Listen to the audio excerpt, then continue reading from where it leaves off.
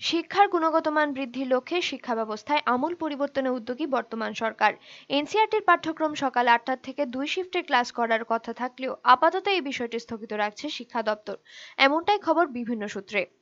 এনসিইআরটির ধাঁচে পড়ুয়াদের পাঠদানের দিকে এগোচ্ছে শিক্ষা দপ্তর। সে লক্ষ্যে পড়ুয়াদের শিক্ষাদানে শিক্ষকদের প্রশিক্ষণ দেওয়া শুরু হয়েছে ইতিমধ্যে।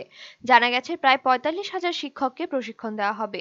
এদিকে সকাল ৮টা থেকে স্কুল আপাতত স্থগিত। সূত্র জানাচ্ছে অন্যান্য রাজ্যের মতো ত্রিপুরাতেও সকাল ৮টা থেকে ২ শিফট মিলিয়ে পাঠদান শুরু করার আগ্রহ প্রকাশ করেছিল দপ্তর। আপাতত এই বিষয়টি থেকে সরে আসতে হচ্ছে দপ্তরকে, কারণ পরিকাঠামোগত অভাব।